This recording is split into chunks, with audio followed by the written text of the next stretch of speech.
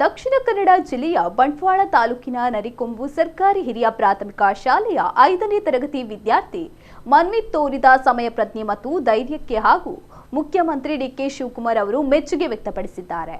ಶಾಲೆಯ ಅಕ್ಷರದಾಸೋಹ ಅಡುಗೆ ಸಿಬ್ಬಂದಿಯೊಬ್ಬರ ಕೈಬೆರಳು ವಿದ್ಯುತ್ ಚಾಲಿತ ಕಾಯಿ ತುರಿಯುವ ಯಂತ್ರದಲ್ಲಿ ಸಿಲುಕಿಕೊಂಡು ಅವರು ನೋವಿನಿಂದ ಕಿರುಚುತ್ತಿದ್ದ ವೇಳೆ ಪರಿಸ್ಥಿತಿಯ ಗಂಭೀರತೆಯನ್ನು ಅರಿತ ಮನ್ವಿತ್ ತಕ್ಷಣವೇ ವಿದ್ಯುತ್ ಸ್ವಿಚ್ ಆಫ್ ಮಾಡಿ ಸಂಭವಿಸಬಹುದಾಗಿದ್ದ ದೊಡ್ಡ ಅಪಾಯವನ್ನು ತಪ್ಪಿಸಿದ್ದಾನೆ. ಚಾಲಕರ ಒಂದು ಕ್ಷಣದ ಜಾಗರೂಕತೆ ಮತ್ತು ಸರಿಯಾದ ನಿರ್ಧಾರ ಅಡುಗೆ ಸಿಬ್ಬಂದಿಯ ಕೈಬೆರಳನ್ನು ರಕ್ಷಿಸಿದೆ. ಮನ್ವಿತ್ನ ಮಾನವೀಯ ಕಾಳಜಿ, ಧೈರ್ಯ ಹಾಗೂ ಸಮಯ ಪ್ರಜ್ಞೆ ಎಲ್ಲರಿಗೂ ಮಾದರಿಯಾಗಿದ್ದು, ಈ ಕಾರ್ಯ ನಿಜಕ್ಕೂ ಹೃದಯ ಸ್ಪರ್ಶಿ ಮತ್ತು ಶ್ಲಾಘನೀಯ ಎಂದು ಡಿಕೆ ಶಿವಕುಮಾರ್ ತಿಳಿಸಿದ್ದಾರೆ.